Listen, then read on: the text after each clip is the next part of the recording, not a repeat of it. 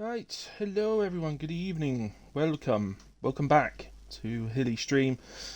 Ready for the Tuesday division. WAOF1 is back for the new year, for 2026. I hope you all had a lovely Christmas and Happy New Year to all of you. Just doing me sharing stuff. So WAOF1 was back on Sunday for the first race of 2026, which was at the very tricky Miami circuit. Saw a good race, which is always good, especially for the comms. But we're here now for the first Tuesday race back, and we're at Australia, which is always one of the super races of the season, so I'm looking forward to this. I hope rain doesn't get involved. I much prefer when it's dry. I think it's always a better race when it's dry. Mixture of setups you'll see around here. Some will go on the side of very low wings. So some nobody's going to go high wings as such, but some may go in the sort of mid-range of wings. All are very capable. Low seems to be the way to go in this game, but the mid-range is okay around Australia as well. So people going mid-range may find themselves a little higher on the grid than perhaps they're used to, but will then probably find themselves fighting people off during the race with the long, particularly long straight now with DRS. The chicane that follows that, or S-bend that follows that, left, right, always throws up some exciting racing. You always seem to end up with somebody going side by side through there, which always means excitement. So we'll look forward to that. I guarantee it'll happen at least once, probably 2 or 3 times. But we're here first of all then for the qualifying. 17 on the grid at the moment, so not too bad for the first race back. A lot of people have only just gone back to work, so I know 2 drivers have been put on the late shift, so one couldn't make it back, and I believe the other is going to join qualifying if they're not already there. I can't see them there. So yeah, I think we've got somebody else joining in qualifying as well then, so I think we'll go up to 18 on the grid at some point. Good to be back. Have fun. Thank you, Mr. Well. I will do my best. You have fun as well. I hope there's no rain. We'll find that out as we go, as a Haas gets out onto track first, and it is indeed Watson. Good to have him back. Mr. Completely forgot that we were back racing on Sunday, so he'll get a penalty for that, but as he signed up and then never attended, completely forgot, thought it was next week, so no harm done. Not to himself, of course, for his championship, but he's aware that we're racing tonight, and he is here, and I'm looking forward to seeing how Watson progresses in 2026. I think much different driver now already compared to when he first joined the league. So he's had a reasonable pace, and a decent pace actually. Let's go long on his first stint. Often starts on the hards. I have to say is my preferred strategy, start on the hards, but I often don't do it because of the risk of safety car.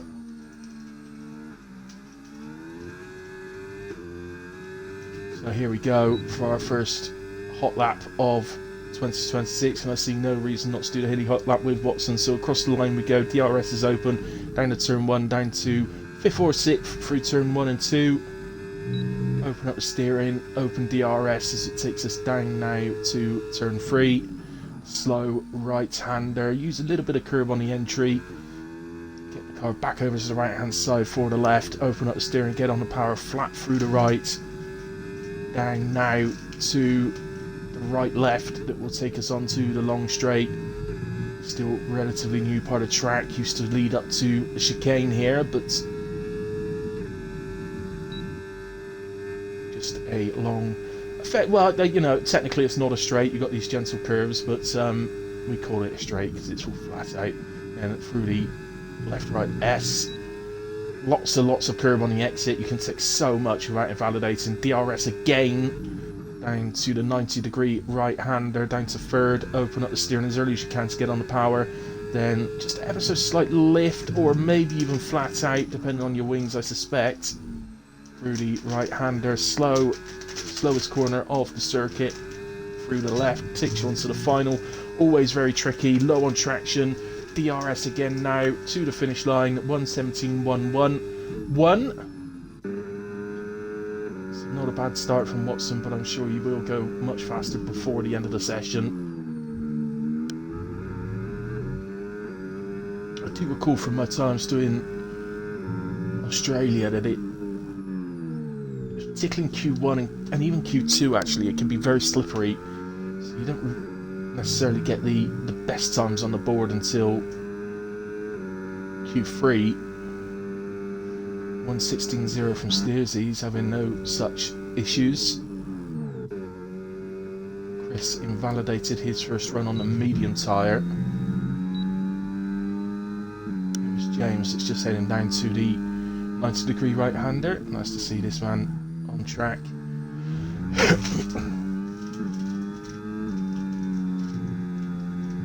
His lovely white and pink livery, RB.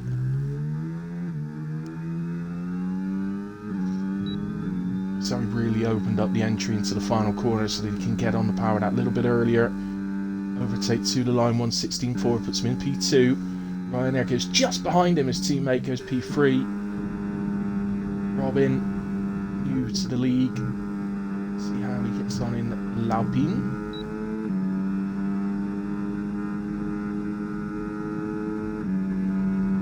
It's the 90-degree again. Nice smooth driving, like to see that.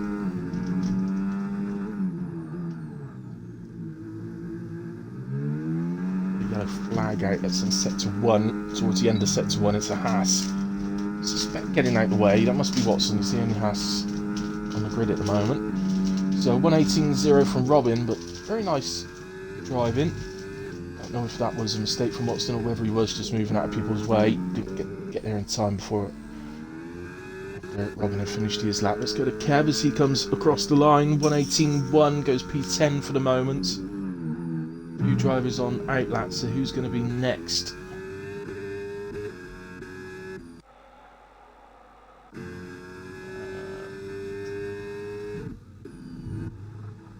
Whale is next, so to start a lap. So let's go to him. There might be one or two that are doing a second run. I'm not too sure on that. Chris obviously did on his mediums because we saw that he'd invalidated, so he's gone 16.6 on the mediums. Puts in P4.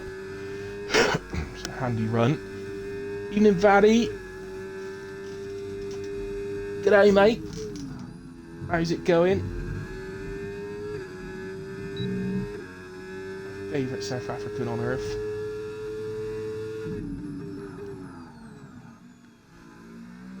We watch Ferrari first time tonight. The curb on the exit of the left-hander, just something you wouldn't want to be doing in a race. Could easily cause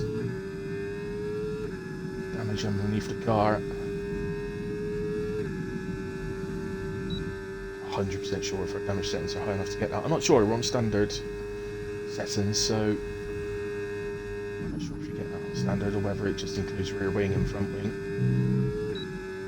I think it's used as just front wing.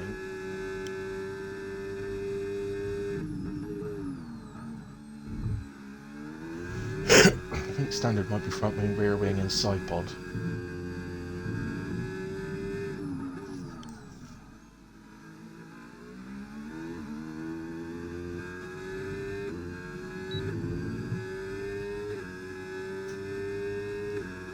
Well, across the line then, looks pretty good. 16.6 puts him into P5. Let's go to Barry. Oh, he's taking a trip off track coming out of the S. He's in hot lap, so I think it's continuing. Yeah, a bit of overtake there as well. Admiral has added a session 16.7. Should be fine. Barry then out the final corner, the tricky final corner, overtake to the line. 18.9 from Barry. Ozers.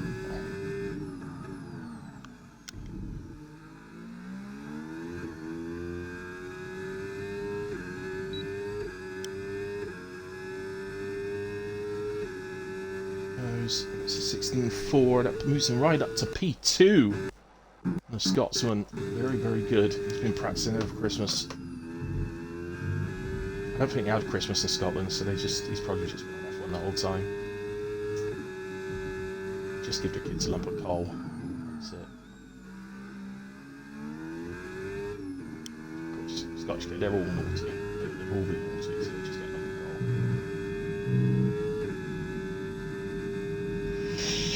Gunnar, his first run in the evening, fresh after winning the Sunday race at Miami. Very good performance to beat Mr. Dorling.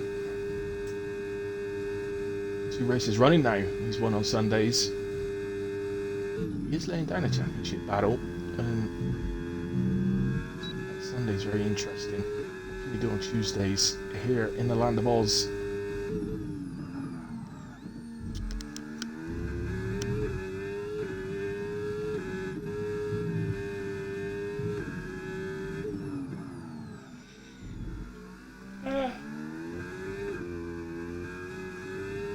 The final corner, pretty nice. Opens it up. DRS. Here we go. 1:16.1 goes into P2. Within a tenth for Steersy. Good early signs. That from Gunnar. One of our other drivers that you would expect to be high up the grid tonight. Tolu in the Red Bull.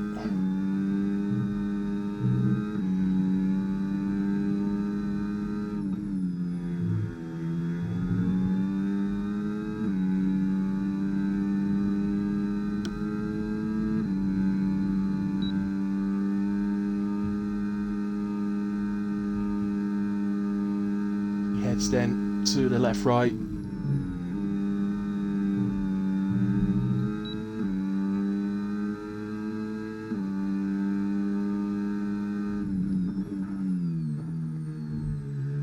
couple of other drivers retired from the session. James, Chris, Whale and Admiral now retired from the session. All admins confident. Ego quitting. Ego retiring, whatever you want to call it. Tolu heads to the line. 1:16.5 moves him into P6. Kev back out there as Ozers retires as well. That's another admin. I believe we've got 5 retirements and all 5 are admins. That is unbelievable scenes. Kev gets a beautiful tow off of his teammate Steersy.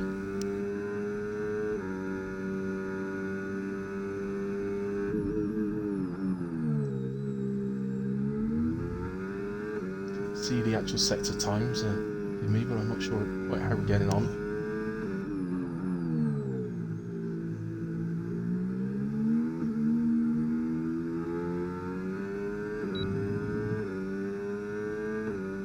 The final corner then heads to the line. 1:18.0, improves just over half a tenth. At the moment, sat in that danger spot of P15. Barry and Josh in 16 and 17 not on track at the moment. Is Gunnar going again? No, he's invalidated, so he may have been trying. Tolu also invalidated. So nobody on a lap at the moment. Keep an eye on the pits and see who heads out next. Barry and Josh, the 2 that need to go out again, must go out again to try and get through. I'm sure they won't be the only 2 heading to the track. I think the likes of Kev, Robin, potentially Chewbacca and Beastie may all decide to go again. I think Watson will feel relatively safe on a 17.1, but may decide to go again. The problem for Watson is that he will aspire to get through into Q3. He knows he can do that. He does have that sort of pace that he can make Q3, so not ideal if he needs to use the second set of softs in Q1. Kev back into the pits, and we got a Sauber coming out, so that presumably would be Barry. Indeed it is.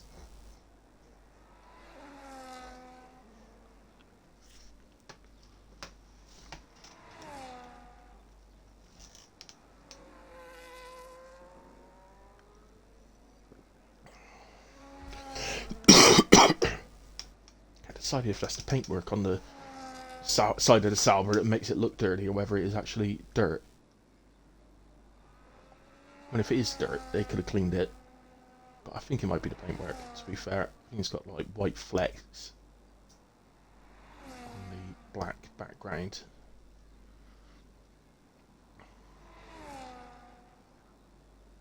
So Barry and Josh both needing big improvements to try and get through into Q2. Barry currently just over 9 tenths behind Kevin P15. That sort of gap, but they're both capable drivers, Barry and Josh, so with that sort of gap, that would signal to me that they've probably actually made a mistake somewhere on their laps. I wouldn't expect them to be that far off. You know, there may be two drivers that struggle a little bit to get through Q1, but I would never expect them to be that far off the P15 time. So my suggestion is that they've probably made mistakes. That's going to be an invalidation from Barry, trying to really take the pace through the corner, which is what you've got to do through turn 1 and 2. You do need to. It's all about the line. It's all about the turning. So you can take it in 6th gear. Definitely seen cars. Well, I've done it myself. I do often take that in 6th myself. So in qualifying, I've definitely seen cars who do that. So 5th would be the more common gear, just to help the rotation a little bit. The thing is that the 5th helps the rotation a little bit more than 6th will, but 6th will help your traction on the exit.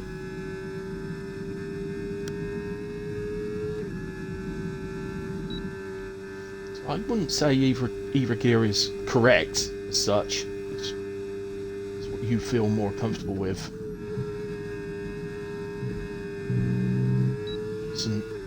Over 10.5 down. He's actually going again on the same tyres, isn't he? So I think what he's decided, because as I mentioned, as he's a driver that will ideally be looking to get into Q3, it's not ideal for him to have to use a second set in Q1. So I think what he's decided here is that he's going to go. There's a really slow cooldown lap here. He might have enough fuel to go again. No, I don't know. I can't tell what that says. No, I don't think he has, actually. So let's go to Chewbacca then. He's 3.5 temps up through Sector 2. Move him ahead of Beastie into P12. But he's not far off of Watson then. He's in P11. Oh, just has to really come out the power through the right-hander. Not ideal. To get the car rotated through the slow left. 3 temps improvement though from Chewbacca does indeed go ahead of Beastie into P12. Barry's still out there, but we know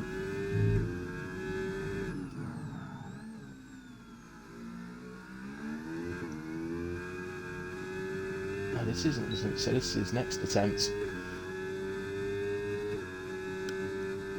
Here he comes, 1:17.0, moves up to P11. What a lap from Barry. That puts Kev into trouble, into P16, and Robin into P15, who is not on track. So Robin.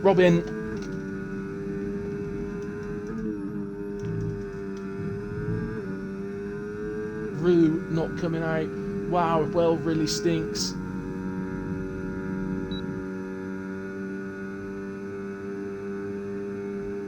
mean, you know, if you know, you know.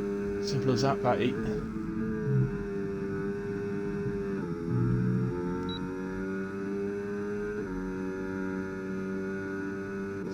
Josh is out there. Josh improving.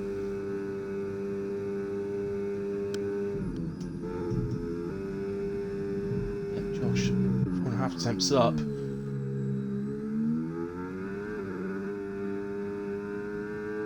There's a attempt then out the final corner. Plenty of overtake to use to the line.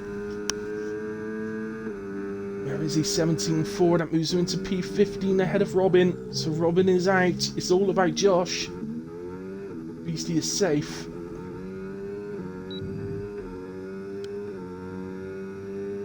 Here comes Josh to the line. 1:18.1, improves by 9 attempts, but will stay P17.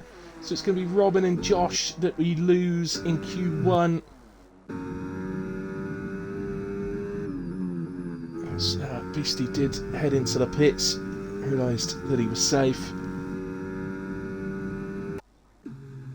So just waiting for Barry then to push into the pits, or if Barry, if you can hear me. Oh, he's retired, that's what I was going to say. Come on, Kev.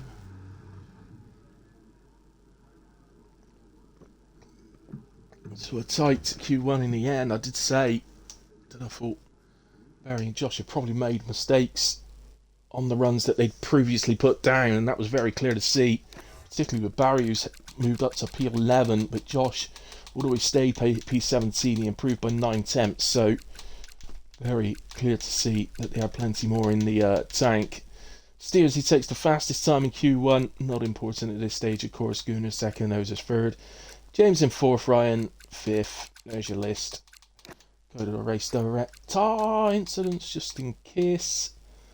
But, I can't see anything on there that would be discussed at all. So on test hours, this can't be normal. I agree, mate. I agree. We need to get some sort of random drugs testing going on. Into pee into something. Pee in a pot. Things with Ozers, if you just ask him to pee in a pot, he'd do it for you in a way. You know, it don't ask you for a drugs test. You just do it. Anything you like, really. Just ask him to pee in it and he'd do it.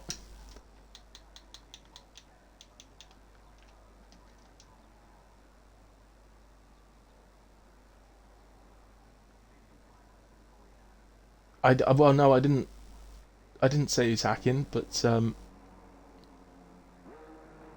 fair enough, eh? I think that means that you just did though. So fairs. I was just trying to get out first, but you're never going to beat Gunnar to that. Not a chance.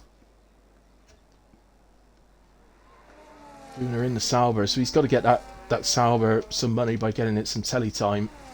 Get the sponsors on the TV.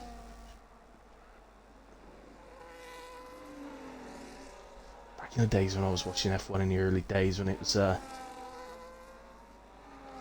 likes of Schumacher and Senna, Prost, Damon Hill, all those. And I know I've said this before on comms, but in those days it was an hour session in quality, and that was, you would do 4 runs within the hour. And at the start, you'd have the lowest team back then was a team called Minardi, who would be queued up at the end of the pit lane, ready to get out right at the start of the session, purely so that they're the only car on track. So the TV cameras would follow them, get the sponsors on the telly so they get more money.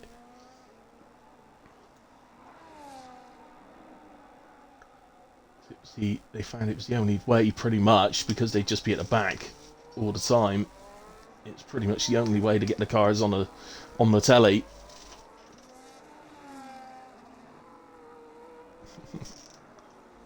So here goes Gunnar. Turn 1, you can see he uses 5th. Bit of overtake, just to build the speed a bit quicker. The lower gear you're in, the more effective overtake is. So it's most effective under 6th gear. Still pretty effective 6th to 7th. less effective than 7th to 8th, and pretty useless in 8th, really. I mean, not useless, because it does still help, but it's for the amount of energy that it takes to use it, for the speed increase you get when you're in 8th gear that's what I mean by useless. It just uses way too much energy. As we head down to the night. Oh, he's caught the grass on the outside, and that spun him round. He's got the Ferrari behind him of Ozers, so he needs to get over to the right. He has done that. We're having a little giggle in the party chat. Through the last corner then, uses the curb. Ozers to the line. What's he got in Q2? 1:16.7. As Gregory gets a 5-place grid penalty for a collision with Whale. Oh dear, they're both going slow. What's happened? Well, Whale's missing half his wing. Gregory looks like he's missing his left end plate. So a pretty hefty impact by the looks of it. Gregory even looked there like he drove pretty close to Wells. Maybe he feels Wells was at fault. He was giving him a little telling off. That's somebody off track there. Who's that? I don't know. I wish I knew. No idea. I've gone through them all. Can't see anybody off track. So Barry invalidates there. Got a lot more times on the board now. Sorry. It's just intrigued by what was happening between Well and Gregory there. 15.8 from Steers, he puts him fastest. Chris is in P2 on a 16.1. Watson P3 on a 16.1. So there shows that's a full second faster than he went in Q1. Ryanair 16.4, Rosa 16.7, James 8, Chewbacca 17.2, Admiral 0.3, Beastie 0.9. And this is Kev just heading on to a lap then. Board with Kev, who got through right at the death in Q1.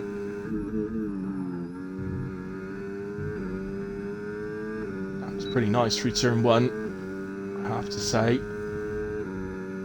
Sounded like he got on the power very early. Nice and tight to the inside curb. Through 3. Maybe slightly wide through 4, but not too bad. Flat through the right-hander, and now we head down to this very fast right-hander that takes you onto the straight. Really attack that right-hander. You'd be surprised how much speed you can actually carry through without running out and invalidating. I've heard Parsley say that he can take it flat out, but I don't know what wings he's got to use to do that. Probably not wings that you'd particularly want to be using in the race, I'd imagine.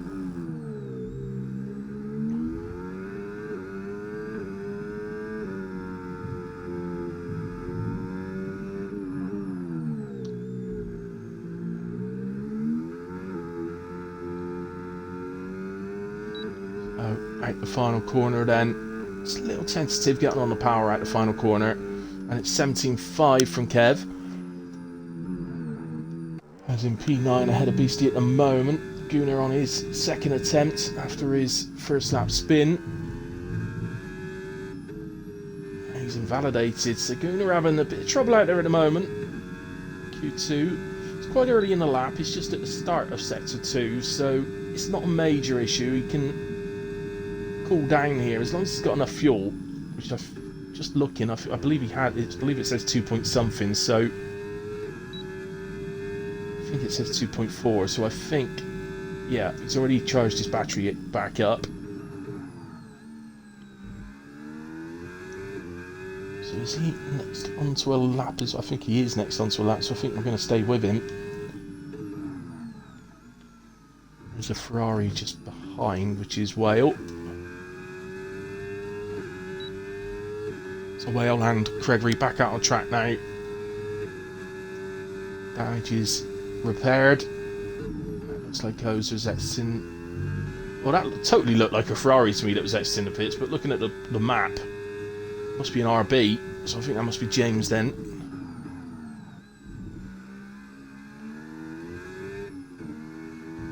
See on the track map, he moves to the right before turn 3 in order to let Whale past.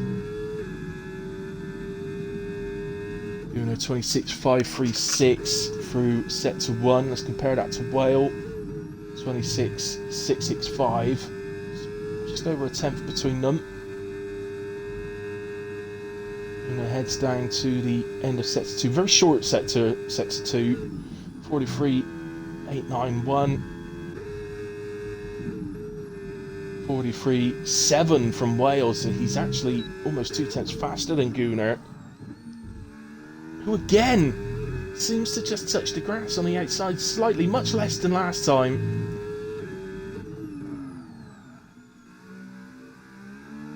West Ham leads. Imagine, I don't know who they're playing, Vatty, who they're playing.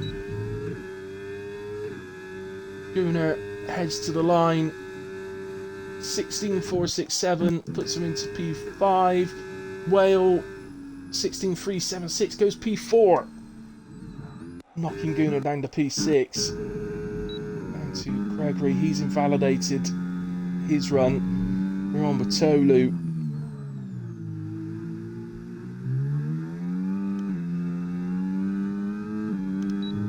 Such a smooth driving style, do love it. Very nice to watch. 16.0, maybe smooth look, but it's fast. 16.0 goes P2. Looking at least mid-15s for pole.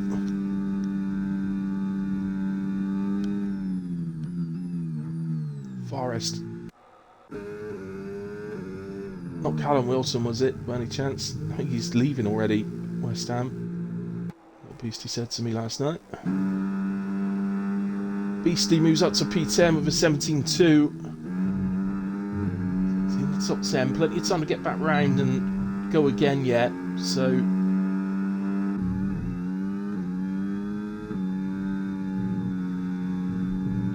James improving.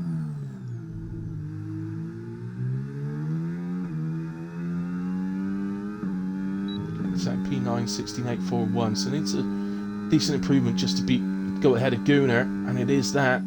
Jumps him right the way up to P2, so a very good improvement from James. 16.058. So is on a lap? No. Currently sat P6, so the Ferrari is 6 and 7 at the moment. Beastie not on a lap, so I think we may as well head down to Barry. Only just come out the pits, but he will be next on to a hot lap. Rillo own goal. Womp womp. Oh, careful, Barry. That's the out lap. Be careful.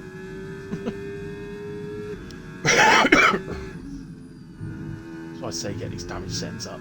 Get the damage settings up to realistic. Little moments like that can damage the underpart of your car. Stop people using the curves in particularly the race. Quality. Think again about it.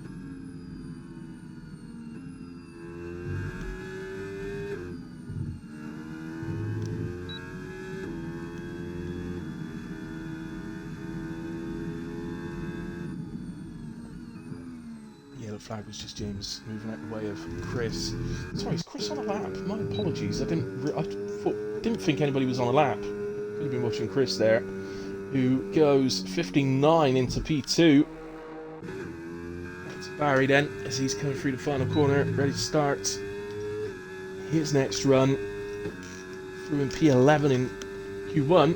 Suggested he could challenge the top 10 spot.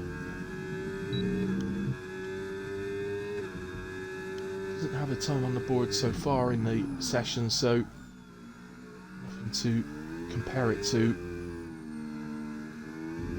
It's a bit slow through the left-hander turn 4.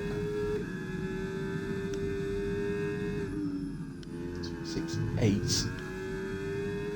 think that's too far off of what Gunnar and Whale did when we were watching earlier on. Sat in P9 and P7, Gunnar and Whale.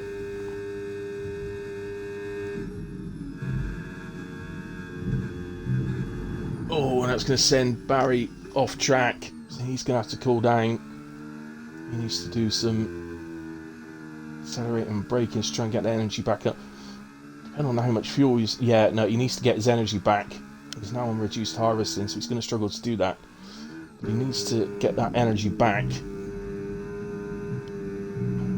Big lap now from Gregory.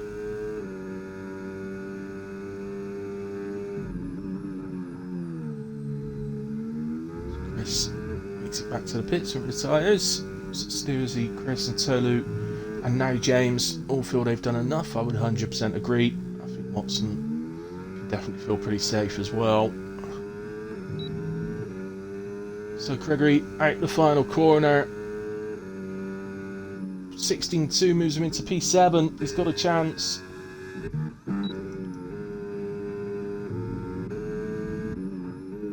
Chewbacca towards the end of his lap. 3 temps up through sector 2.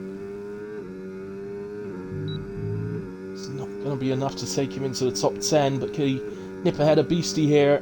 16.8 goes P11. Admiral in trouble in P13. Didn't see the sector time, so no idea, but he's certainly still attacking.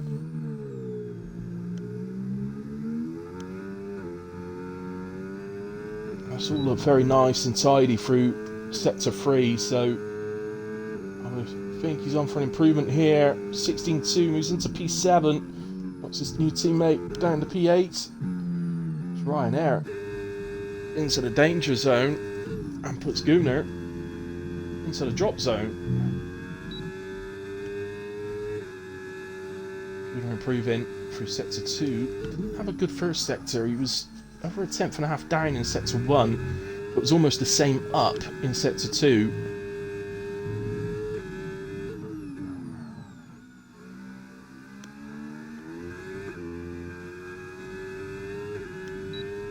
Final corner. It's all looked pretty tidy through sector 3, so I think we're going to see him jump up the table here. So P5, Gunnar goes. Who's that? It's Chewbacca, he's not on a lap. Kev half a tenth up, Beastie. He just finished the lap, or has he just started? I'm not sure. He's just started, he's 3 temps up through sector 1.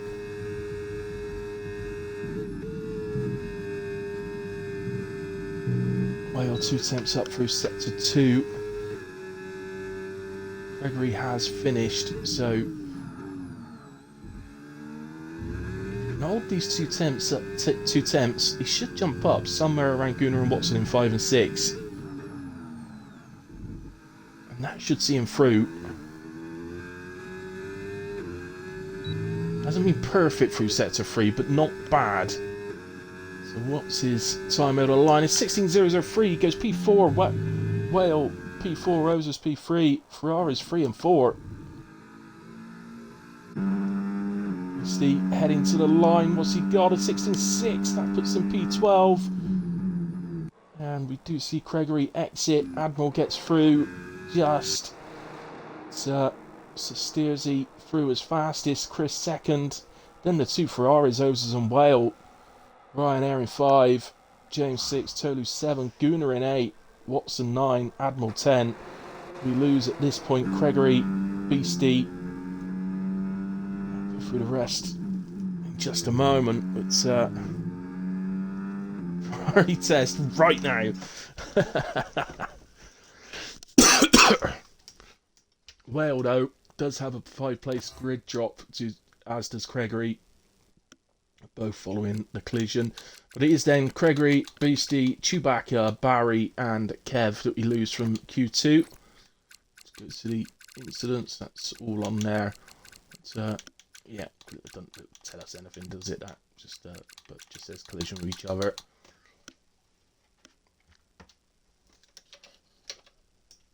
Just gonna check Discord, see if anything's been said. Hopefully it hasn't, but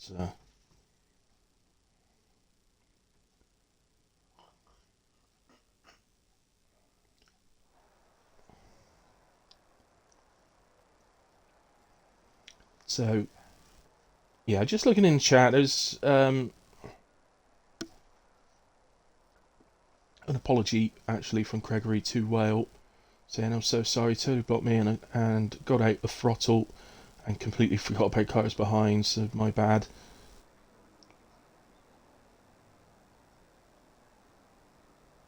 Tolu on this and his wheel disconnected. So yeah.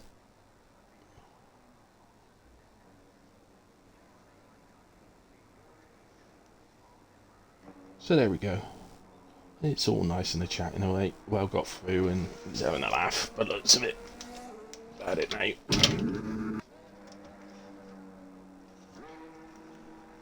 So, into Q3, the battle for pole position, the pole position shootout. Watson might have beaten Gunnar out onto track, but Gunnar immediately takes takes control and takes the lead.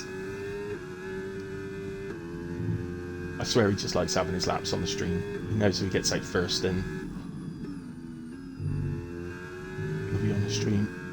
Watch it back later. I hope he watches it back later.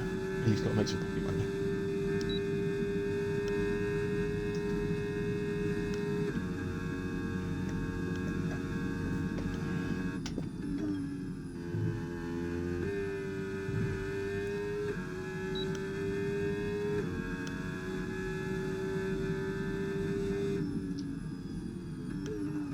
Stream numbers getting very close to 100 now. It was not like 97 or 98 last week, or last race I mean, which is really good to see, so thanks for that everyone, because did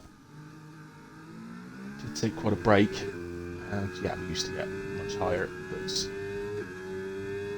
take quite a break, and I don't do anywhere near as much as I used to, so it's nice to still be getting those sorts of numbers, so thank you very much to all of you.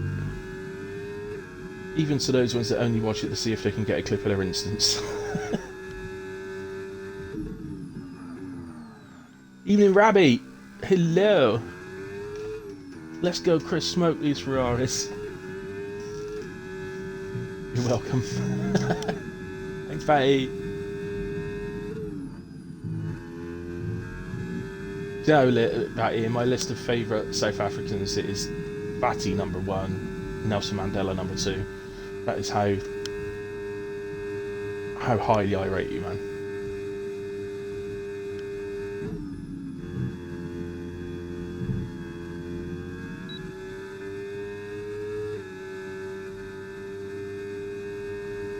Gunnar heading down to the 90 degrees. It's quite a different, horrible corner. Well, I say, yeah, it's not one of my favourites, I must admit. Gets too much curb on the exit there, and it's sort of through the car across the track, but he's controlled it pretty well. Definitely would have lost a 10th. Daddy for president, yes!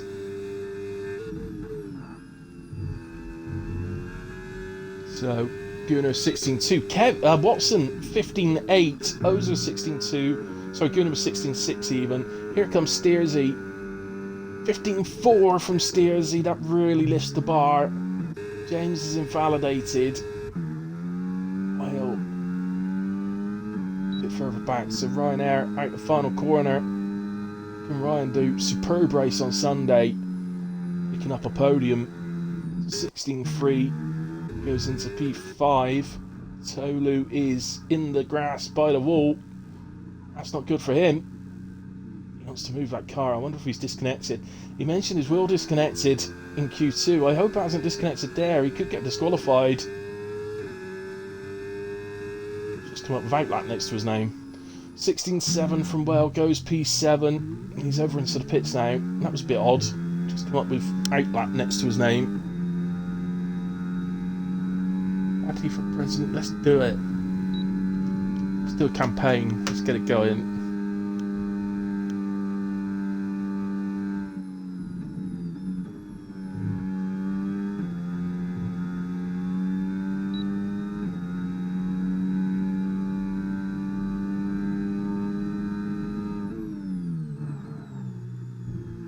Thinking about it, actually, Wee Rabbi, you've got to be one of my favourite Scotsmen as well. I can't think of many I put above you. Ozer's definitely in there. He's at the bottom of the list.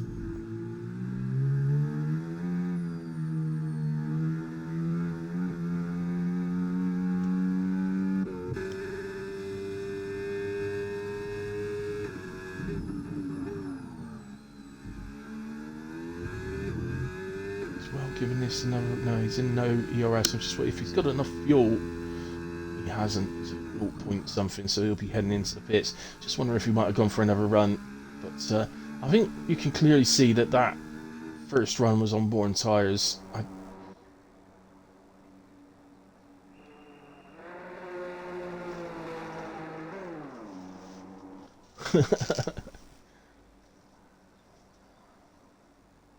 He definitely won't, Batty. There's no way he's going to give an Englishman a few pence watching the stream back. Chris on an out lap. Interesting, actually, to see what Chris can do. What a lap from Watson, though. 15.8 puts him in P2 at the moment, and I think he was going to stay high with that time. James has put himself under... Well, James and Tolu put themselves under a little bit of pressure.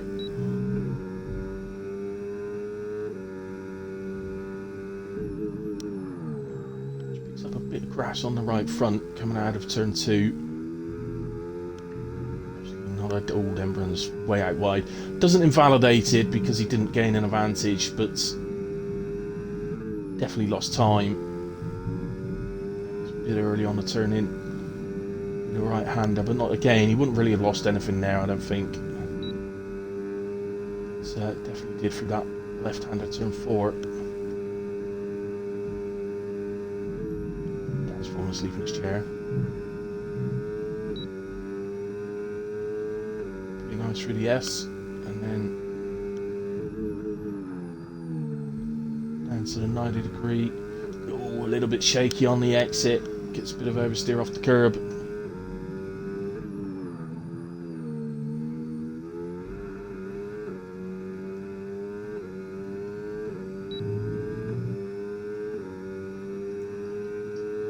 Heads to the line then, Chris. 16.4, so not bad. Goes P6, but a few mistakes that he'll definitely know about. But one good thing about when you've made mistakes on a first run, it does give you that confidence going into your final run that you know there's time. You know you can gain time just simply by doing a clean lap.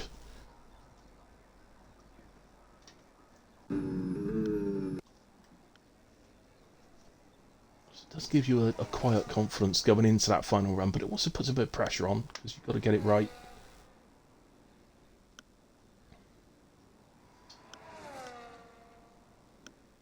Seeing how far the stream is, so I've got the phone in front of me. So on my screen, I'll tell you when Chris goes into the 90 degree once he turns in. Right, he turns in now.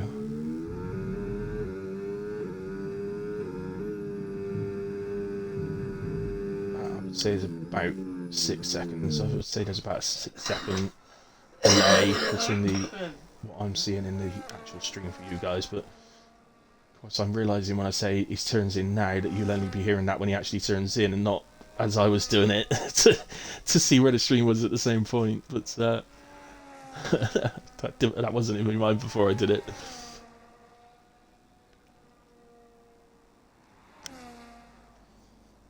So Dagooner out first, and he's pretty closely followed by Admiral.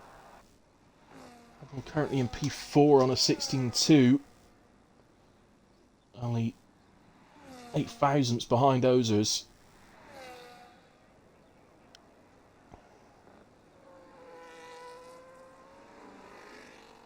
Certainly, as it stands right now, if it actually finished as it is now, you'd have to say that Watson be the standout performance in qualifying, but you also say, well, Steersy pretty dominant as well. So here goes Gooner then.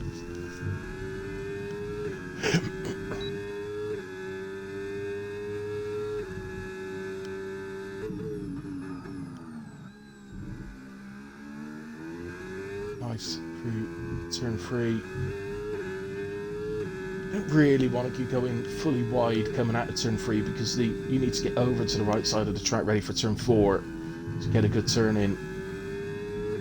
So you don't really gain anything by being too fast out the corner, and Gunnar not happy with the lap, so he's backed out. Needs to just be aware of Admiral coming up behind. Always seems to be Admiral coming up behind, doesn't it?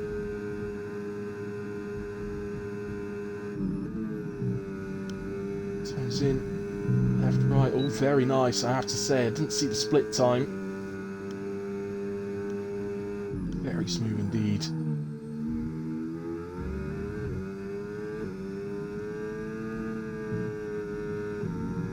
Nice through the right hand there, in fact perfect I would say.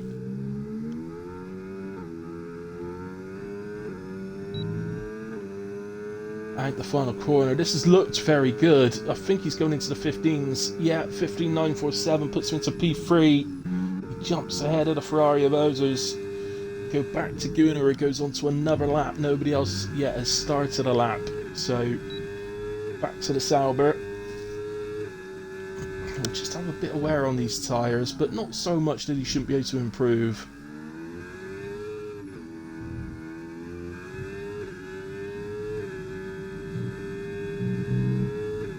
See with Gunnar, and this could be a difference between pad and wheel, because Gunnar, like myself, is a pad player. See, it almost looks like he's fighting the wheel all the time, but again, that could be because he's a pad player. It tends to be less smooth on the controls, and that's why I believe, in a way, that pad players tend to suffer worse tyre wear than wheel players. Oh, my dad's waking up, that's good.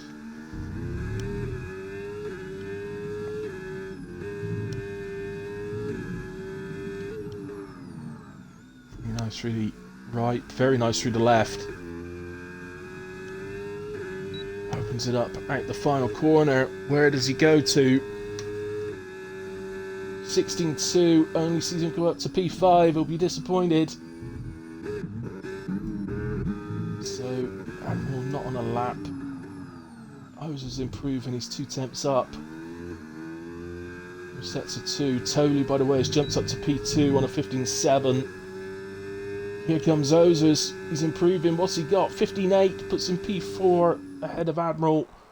Steersy goes to a 15.1. Looks like Ryan's made a mistake there. Chris across the line goes P3, 15.7.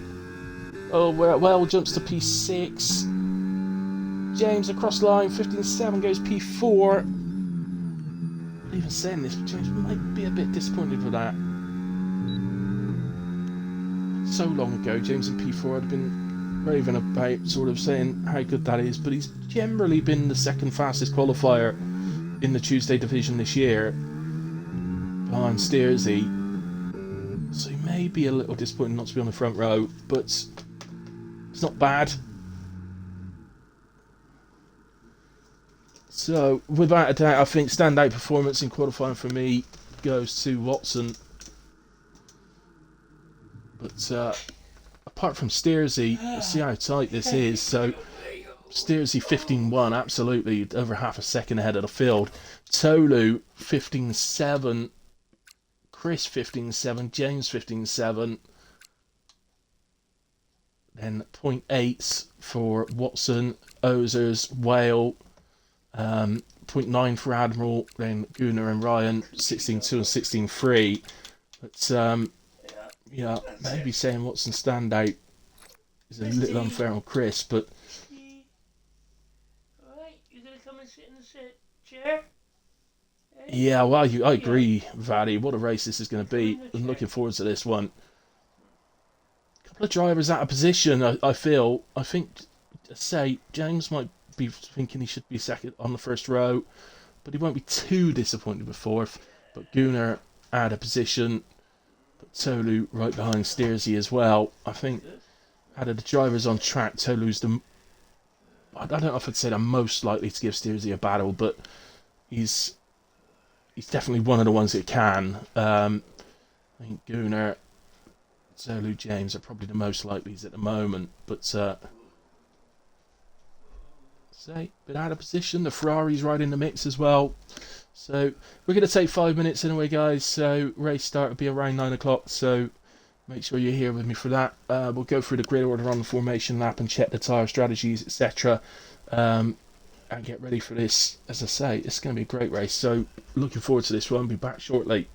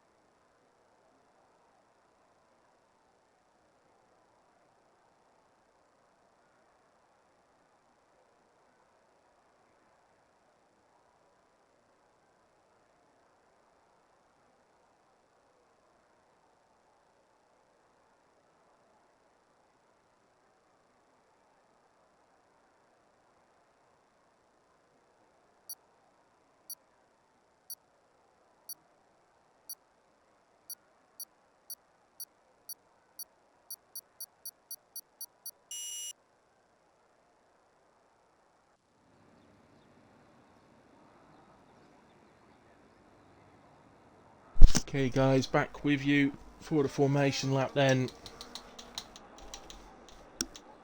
And interesting seeing. So let's go through the grid order first. So Steersy starts on pole with Tolu alongside on the front row of the grid.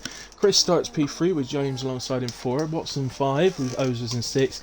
Admiral starts P7 with Gunnar in 8. Ryanair P9 with Beastie rounding out the top 10. Whale with a 5-place grid penalty starts P11 with Chewbacca in 12. Barry starts P13 with Kev in 14.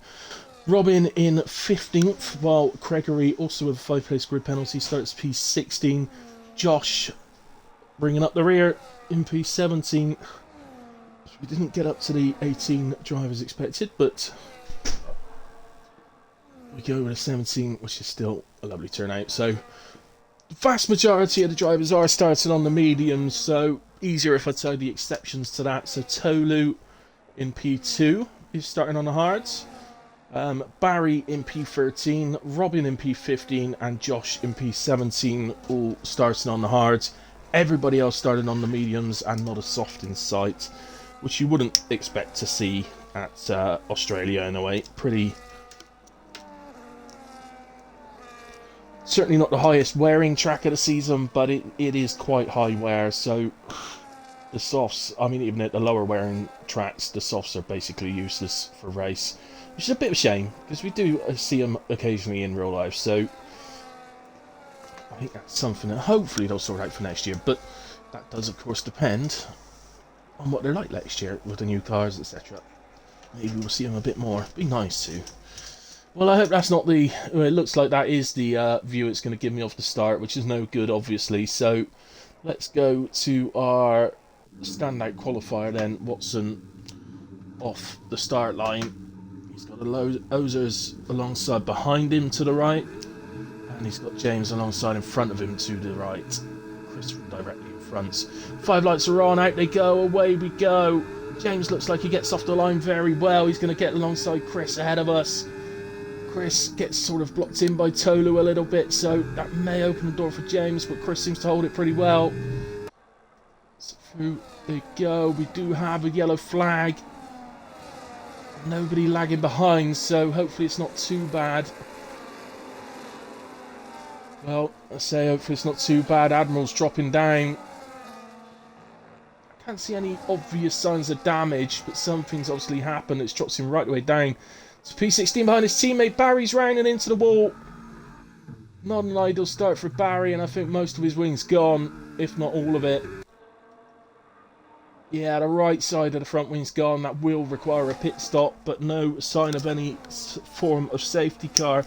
So back to the front we go. Steersy leads Tolu close behind in P2. Train all the way through the field down to P16. Only Barry, of course, who crashed outside of the 1 second, who has had the most impressive first lap at the moment. Gregory and Josh, both up 3 places, are the joint biggest gainers. Let's just see if that changes. Unlikely to at this stage of the lap. There's a battle heading here behind Ozers, so Ryanair and Beastie. Ryanair gets the best of it and stays P8. Ozers the only driver in the top 10 to have dropped a place at the moment. He's still within the top 10. My word, it's tight. Still 1 second appearing. Oh, that's Kev, who's done almost identical thing to what Barry did in the same corner. Only difference being he managed to stay out of the wall.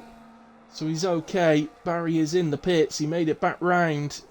There's the safety car poised just in case of any incidents, and it's not shy to come out here at Australia. Hello, Mark.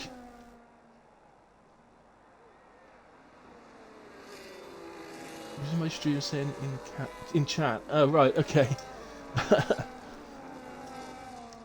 Good evening, nice to hear from you, Mark. Welcome. I hope you're ready for a race, because I think it is going to be one. Admiral's gone ahead of Gregory, but they've fallen 2 seconds behind Chewbacca. So Mercedes 12 and 13. As Admiral looks to piece back together his Australian race. Oh, there's a mistake from Steersy. He's in the wall. Steersy's in the wall.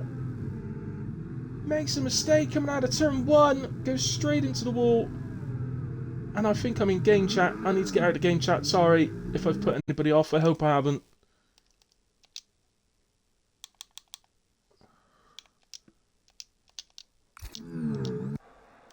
I hope I didn't put anybody off. Steersy's lost his wing entirely. I do wish it wouldn't do that. Xbox is such a... If you're in a party on your own, after an hour it kicks you out the party with no warning whatsoever. I wish it wouldn't do that. As Chris takes the lead of the race off of Tolu. Let's get back to the tyres so you can see what's happening there. So, the hard starters, Tolu still occupying P2. He's under attack here from James. I think just fends him off on that occasion. Had the better line through the corner, really. James was on the inside, but it was a pretty tight inside line. Cinema, says Vardy, indeed. So Chris leads the race, going on to lap 4.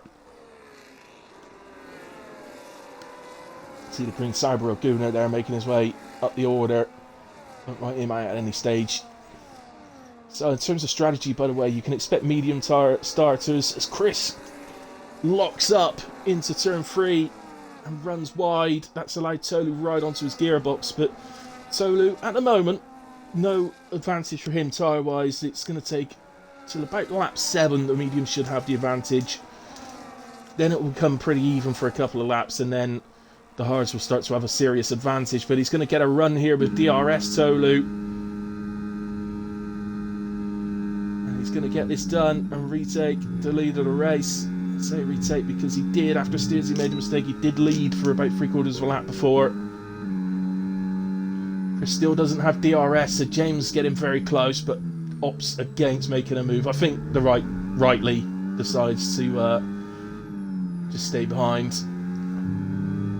So yeah, undercut significant around here.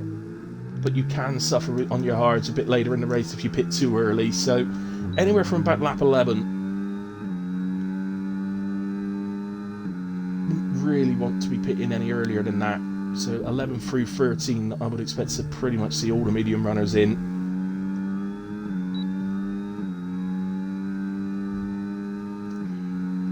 For Steersy, not only is he right down to 16th now with that new wing, he's onto the hards and will need to pit again. So without a safety car, even with his sort of pace, without a safety car, it's very difficult to see how he's going to fight his way back into this. But as always with these situations, for Steersy, who's going for a title, it's going to be damage limitations. Just pick up as many points as he can. He'll feel that maybe he can catch a few guys that are towards the back of the field, maybe to just increase his points, get tally a little bit. So we watch on board with Watson. And he started the mediums tonight, which is unusual for Watson. Maybe that's because he was a bit higher up the grid in P5. So Barry is off at turn 3. Not ideal for him, no signs of any damage, just a bruised ego maybe. Fantastic volley from Barry. Not going according to plan in the race, and with the damage settings a bit higher this season, you can never be 100% sure if he suffered any more damage than the front wing that we saw. Visually on the game, you only see damage on the front wing, you don't see it on the rear or any other part of the car. It's unlikely that he would have got front wing damage and rear wing damage. It's not impossible. You can hit the wall in such a way that flings the back of the car into the wall as well, but it's just unlikely. James here with a run on Chris. Tolu has dropped Chris, so maybe the hards are coming in a bit quicker. It is hot, sunny in this race.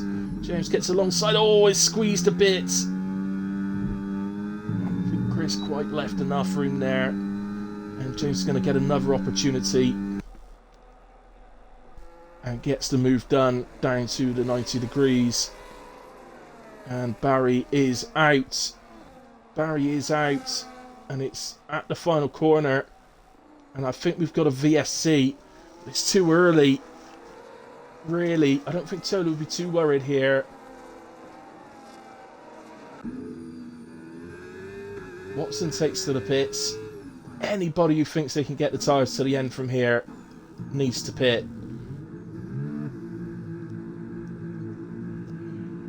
It's not going to be easy to get the tyres to the end from this stage, but there's lots of drivers that are going to try it. So interesting. So lots that are going to try it, but lots that are going to take the track position over the quicker pit stop. So Tolu still leads, having started on the hards, of course.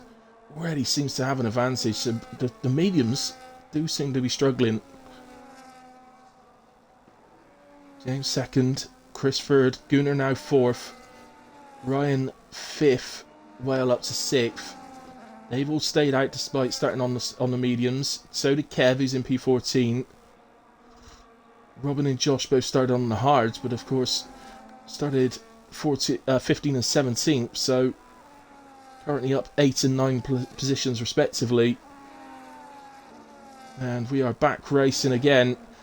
Chris managed to get a run on James. We'll have DRS. I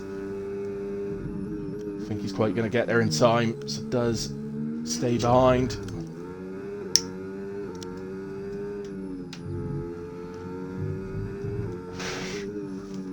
Be very difficult for these guys to build any sort of meaningful gap at this point to the people that have actually pitted due to the tyre wear. As Watson gets past Robin, that tyre advantage, and Robin may be a little bit of a sitting duck here for quite a few behind him, with them all having pitted. He might create a gap here and there between the cars, which could make for better racing later on. Beastie into the pits. Oh, Beastie, why have you pitted the lap after the VSC?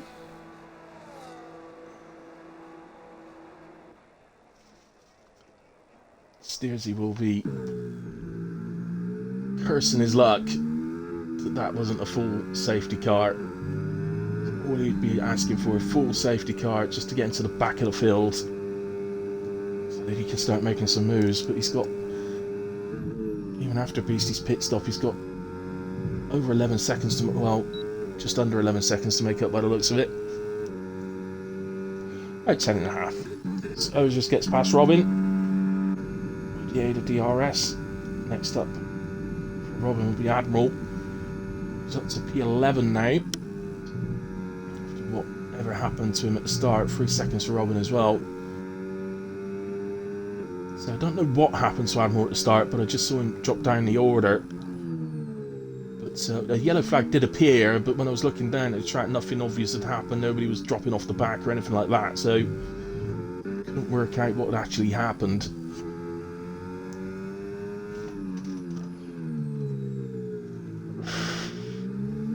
No, Vati Beastie didn't have a drive-through because he's pitted onto new tyres.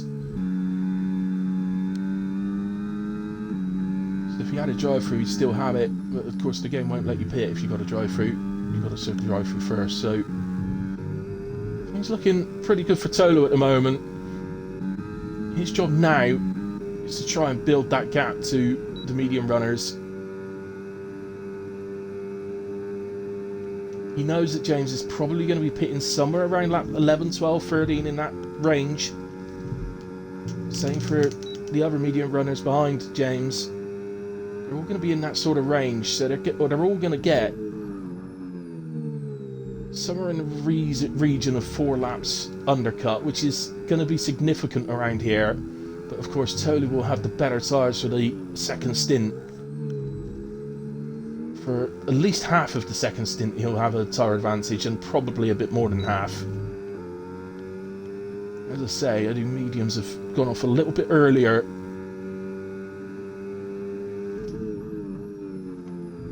In comparison to the hards than I'd expected. But look, he's gone from 2.2 to 3 seconds in quite a short space of time, so... Oh! Schooner gets alongside the outside of Chris into 3. He's then got the inside for 4. Chris just about holds it on track, but Gunnar couldn't take advantage. Maybe couldn't get the power down quite quick enough.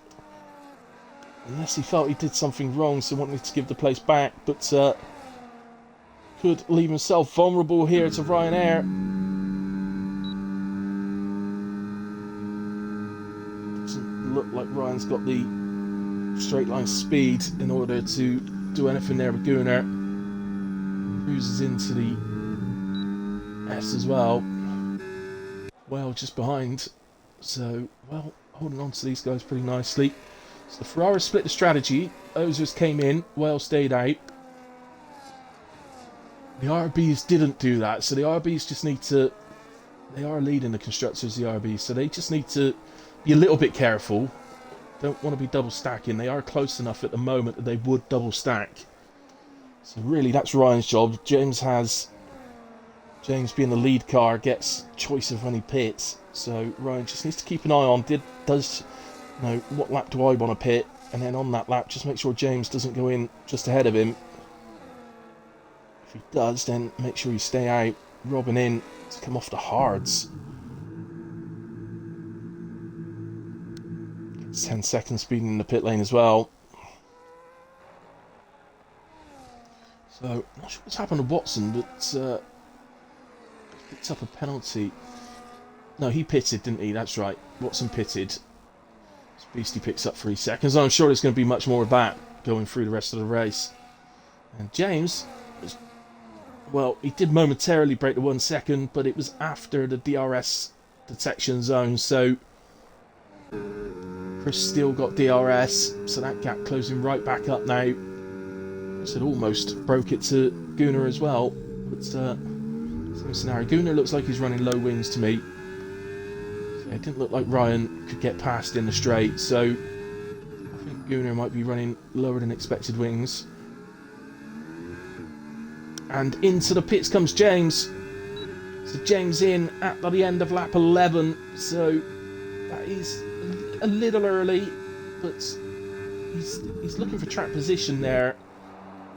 He wants to make sure he holds that position, but he doesn't want to come out in traffic. And there's quite a few cars coming onto the straight. It's quite close to the end of the pit lane, so he's going to come out behind the McLaren.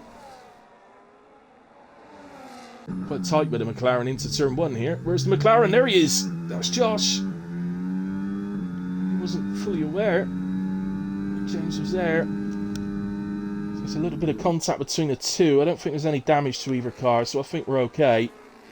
I say that, Josh is missing an end plate, so he might have got end plate damage, unless he already had it. But, certainly nothing wrong from James. He's outside the pits, they're alongside. He's got to be given the room, and I think on that occasion Josh didn't notice him. Ryan getting a run at Gunnar. Again, not able to get alongside. Well, still holding on to these guys. So you can I'm definitely expecting at least 2 of these in this lap. Into the pits comes Gunnar, in comes Ryan, in comes Whale. So 3 of them in. Very cautious into the pits from Whale. Chris opts to stay out. We'll see whether that's the correct decision or not. Where is James? He's coming down the pit straight. He will go past all of them. And it looks like he has got a pretty good undercut here. Where Gunnar is, there's another car in amongst all this. Gregory comes out right in the middle of all of them. James and Gunnar ahead of Gregory, but Gregory ahead of Ryan and Whale. So that's genuine position gain for Gregory if he's going to the end of the race. It's just going to be very hard to stay ahead of them. Into the pits, Josh and Kev for a set of mediums and a set of hards. Tolu's now built his lead to over 6 seconds. So, for me, he's going to have to do something pretty significantly wrong not to win this race. Unless there's some sort of safety car interruption. Oza's up to P4, Watson up to P3. Again, can they make the end of the race? And if they can, how bad are their tyres going to be later on? Into the pits is Chris. He's being serviced. On he goes. Just looking onto the pit straight. James is definitely going past. And yeah, I think Chris is going to come out at the back of Train, is he? I don't know. Actually, he's going to hold position ahead of Ryanair. I think it's going to be tight. Oh, that's mighty close between Ryanair and Chris, but Ryan stuck with it and did get through. And Whale is going to go round the outside of Chris as well. So Chris does come out on the back of them. So that is it's disaster for Chris, if I'm honest with you. Massive advantage, James, and Gunnar will be pretty happy as well. And they will get off after the guys that pitted under the VSC.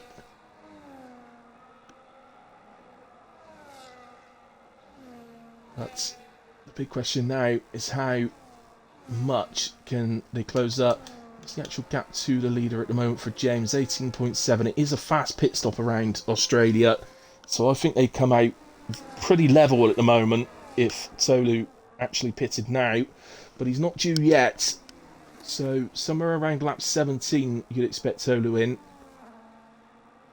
Lap 17, 18 I would guess.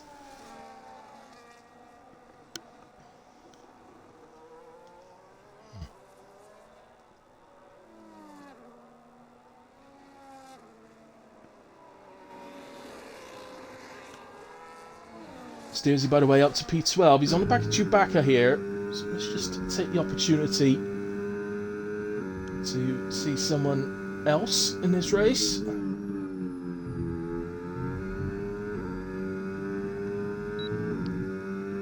So Chewbacca actually with the 3-lap fresher tyres over Steersy. Steersy, I think, is going to have to try and force these tyres to the end if he's going to get any sort of points haul tonight. Another pit stop will just put him right down to the back again, and by quite a way as well, a good 10 seconds, which I think he'd be able to get back, but that would only be Kev, and then he'd have another 8 seconds to catch Josh. So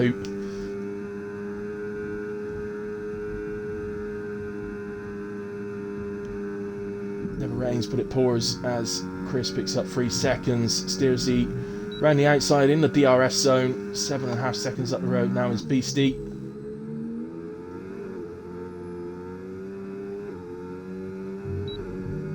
As exciting as that pit exit was for us, it's been a pain for Chris. Whale, he's got past Ryanair as well, sorry I missed that one, but Whale up into P7. James onto the back of Admiral then. For P4, and assuming that these guys are trying to get their tyres to the end, it is a battle for position. Yellow flag showing up, and I think that's Steersy. Yeah, it was. Same corner. Really struggling. The back end's, look, it's sliding all over the place. Maybe he's got some rear wing damage on that. Ryanair gets past well in the DRS zone. James gets ahead of Admiral, and he'll now go after Ozers to get into a podium scoring position. Moment. Well, it's a big question, isn't there? This race is hanging so much on whether these guys can actually get their hearts to the end of the race. Because at the moment, Tolu is looking hands down to win this race. But if Watson is intending on going to the end, and Ozers, then he will have some work to do. He's going to be so much faster on the mediums when he pits that I don't think catching those guys is going to be a problem.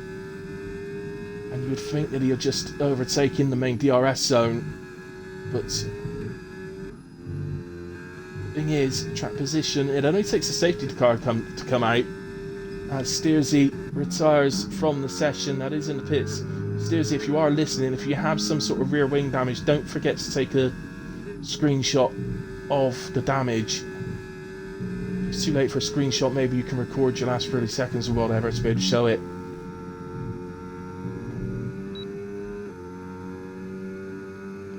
These pit lane. My suspicion definitely is that he had more than just the front wing damage that we saw, because when we saw that little clip of him driving, the rear end was all over the place. So I do suspect that he had, it's most likely rear wing damage. So into the pits from the lead of the race then is Tolu onto mediums. James will go through, Admiral will go through, Gunnar will go through, but he will come out. It's going to be pretty tight again, but he is going to come out ahead of Ryanair. Ryan will be thinking to himself, not again, as he approaches the back of Tolu. As he ended up in that situation twice, not quite the same as the first one. He's alongside here. Obviously, Tolu would have been hoping that Ryan would have just said, no, I'll just stay behind you, just pitted. That's Tolu with the extra grip on the mediums. But look, it's allowed Whale to go past. And Chris is looking as well. And through goes Chris. Oh, Chris runs off track.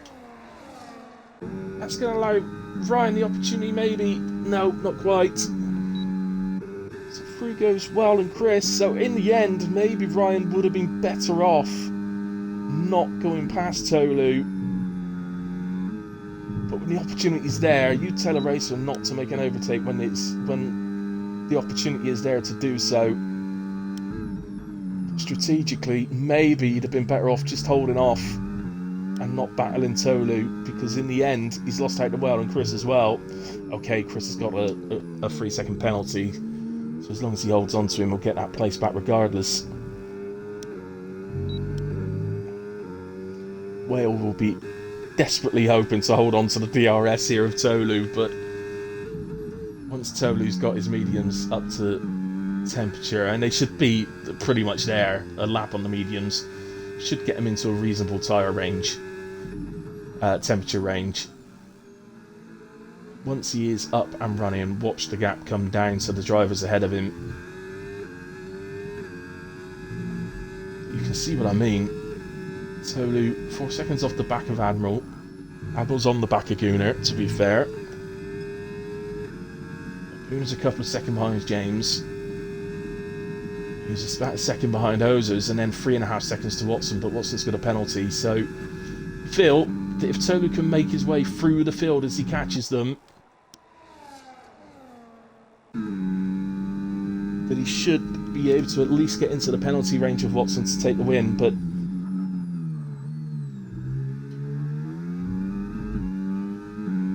it should start to happen pretty fast. But the thing is, we are on lap 19 out of 19, so it's 10 seconds for crossing the pit exit white line for Robin.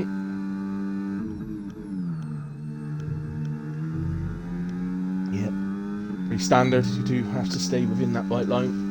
I'm sure we've all done that, whether we've done it in the race or quali. But in the race, definitely, we'll see you get a penalty. Quali, you just get a warning. So, positional battle here between Ozers and James. These guys on these older hards, they don't look too slow to me. So, Tolu's really starting to bring the gap down to Admiral now. But for the guys that have pitted earlier, compared to the guys that pitted later onto the hards, the pace doesn't seem that much different. But it's enough for James to take P2, and now he can start working his way into the penalty range of Watson.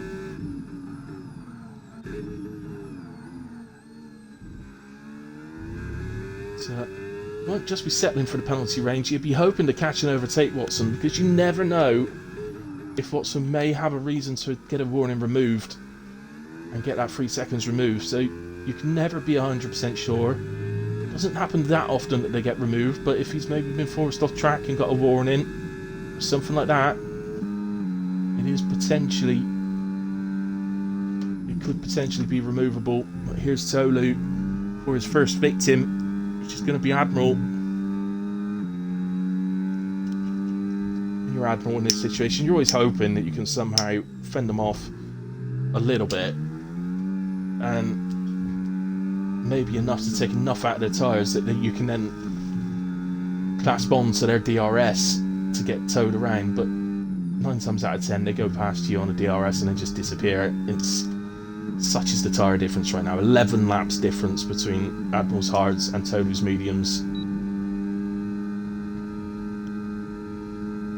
At this point, for me, this is looking less likely that Tolu's going to bring this back to win the race. Because James is looking pretty fast at the moment on those hards. He's catching Watson. He's within the 3 seconds now, albeit only just. Look, yeah, Admiral already loses to 1 second. That's what I mean. But he's pretty safe to the guys behind at the moment. But they are chasing him. And still quite a few laps to go as Beastie gets past Chewbacca for P11.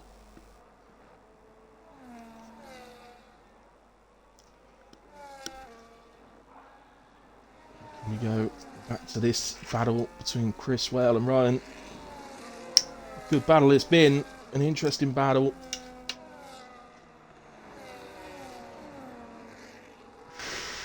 So much of it has happened on pit exits for other drivers.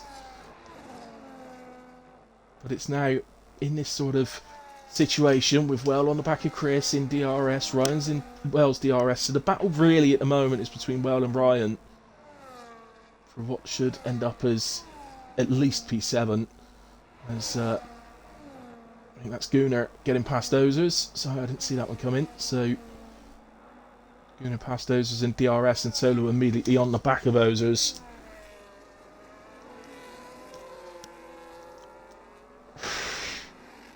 I still think this is going to come really close as to whether Tolu can actually catch and pass James, who, by the way, has dropped back out of the 3 seconds to Watson. So Watson's showing some superb pace at the moment on those worn hards.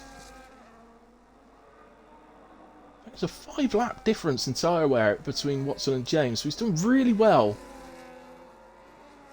So it did suddenly drop to 2.5, so I don't know if Watson made a little mistake there, or had a little wobble or something. Tolu not able to get past here. Ozer's about to lose, so Tolu doesn't need to force this now, because Ozer's in battling. Ozer's has just lost the 1 second to Gunnar.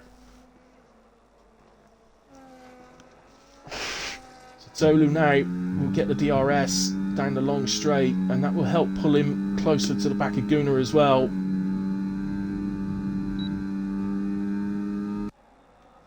So absolutely nothing Ozers can do. And as you can see, Tolu immediately goes to within a second of Gunnar, and then he'll get DRS down this straight as well, which will pull him even closer. Actually didn't seem to gain very at all down the next straight. That's a over 40% advantage in battery to Gunnar though, Tolu.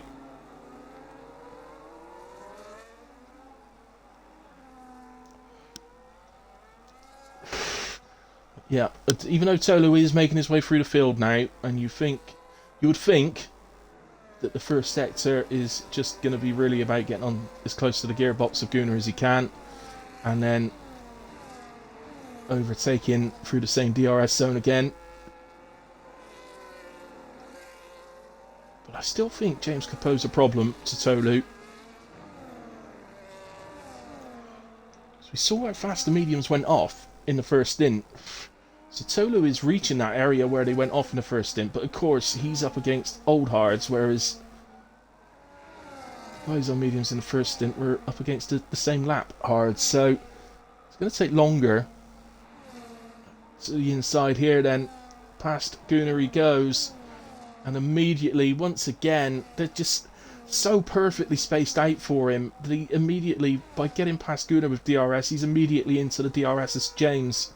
So I might rescind my earlier comment. I don't think James is going to be able to do much here. I think it's going to be the same as what we've just seen.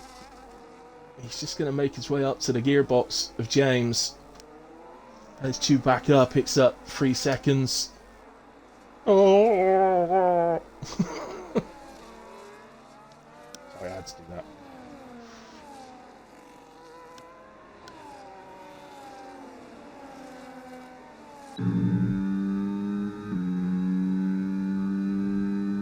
So again, first sector. Look how, even though he overtook Gunnar on that last lap, look how he's just driven around in none in order to recharge the battery fully. Knowing full well that his tyre advantage means that there's nothing really James can do through corners regardless of battery mode. And look, easy pickings. So a prediction that James could maybe fight him, not looking like it's going to happen. If anything, Gunnar's benefited a bit from this because he's now in the DRS of James. In somehow, Tolu has aided Gunnar. And now Gunnar is right on the back of James. Is James struggling? Is James's tyre? Is he driven too hard? He did pit. He was the earliest pitter out of that little group of cars. It's only one lap, and Gunnar's generally not particularly good on tyres either, so James already loses the 1 second to Tolu. Gunnar not even remotely interested in attempting a move there.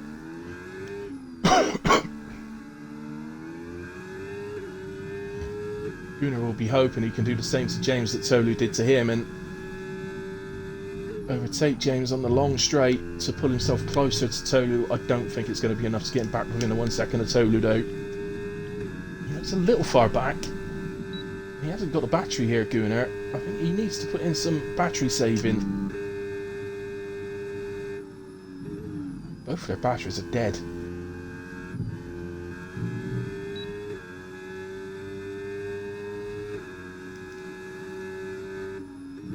James being the car in front, there's not a lot he can do battery saving wise without leaving himself vulnerable through the corners. Gunnar following can use a lot more none on his battery, while still benefiting from the slipstream, of course. And Tolu through to retake the lead of the race, so he is going to do it on track. I was beginning to think that he might not be able to, but overall, superb performance from Tolu.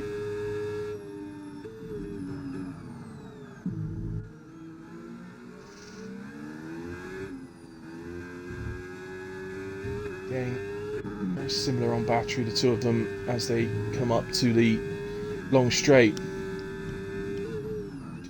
Gunnar, I don't know if this is a tyre wear issue at this point, but Gunnar just seems to be struggling to stay even remotely close to the gearbox of James as they head into this straight. Now, if I'm Gunnar, I'm thinking ahead here. I'm thinking last lap. Charge the battery, make James defend still, but use anything more than medium on the battery and switch between medium and none to recharge it, ready for a last lap attack. Rapid! Hello, Mr. Rapid. Hello. Good evening, sir. I don't know how long ago you posted that. I hope it wasn't too long ago.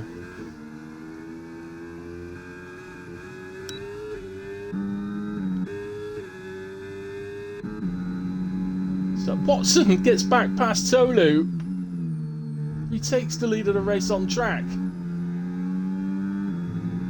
Yeah, he's got that penalty, but as I said, you never know. You never know if he's got some reason to have that penalty removed. Now, my rule on driver of the day is that if you've got a penalty, you can't win driver of the day, but well, no buts. I can't give driver of the day to Watson because that is my rule. It's always been my rule, and I'm not going to go against it. So, but right now, I have to say, if he didn't have a penalty, he'd be absolutely hands down. Absolutely hands down driver of the day for me today. Tolu retakes the lead.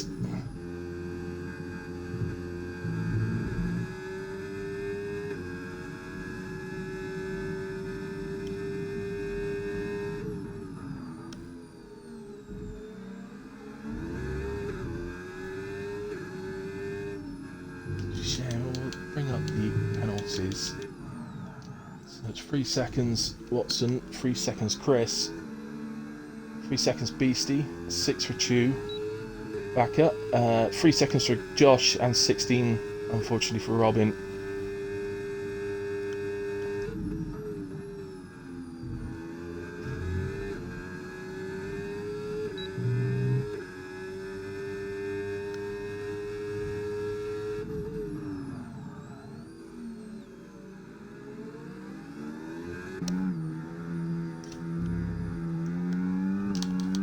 Back to tyres, just want to have another look. And yeah, I mean,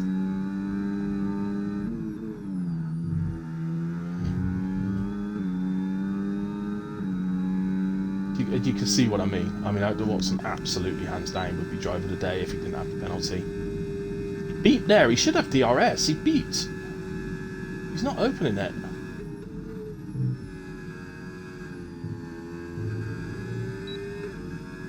Again, we beep, but he's not opening the rear wing. Maybe that's a glitch, I don't know. Could be a fight to the line. Okay, Watson's got the 3 seconds, so he's going to drop to P4. But again, you never know if he's got a reason for removal. But regardless of that, it is going to be Tolu who takes victory. Oh, James doesn't get the exit spot on, and that means that Watson will cross line P2. So Tolu takes victory, James promoted to P2, Gunnar P3, Watson then demoted to 4, Ozers jumps to 5, Whale up to 6, Chris down to 7, Ryan P8, just fell off the back of them a bit. Admiral does well to recover and take those tyres to the end to get P9, Gregory P10, Beastie will take P11 for La Alpine. Chewbacca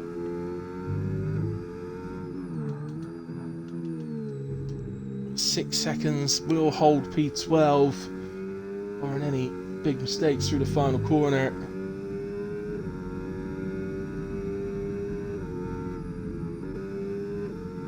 Josh will hold P13, Kev outside of the 3 seconds.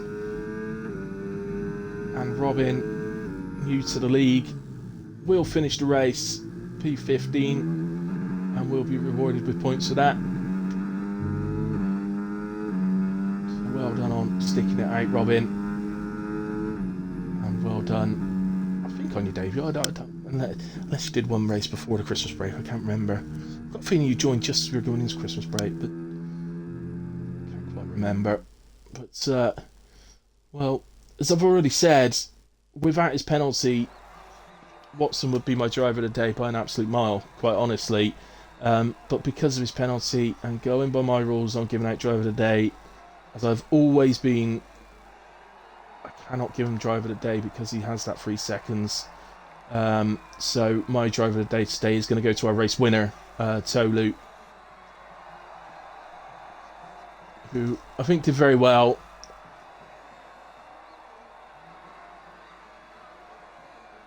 It was one of the few drivers started on hards, and can go wrong sometimes. VSC wasn't really an issue for him. He didn't really have to make a decision. The guys that started on hards, it was obvious they would stay out. Then there was a big decision for the medium runners. It was a little early, but those that have got the tyres to the end of the race, I have to say well done to all of them, because that's a super stint they've done on the hards. Fastest lap of the race, by the way, went to Beastie with a 1:18.622.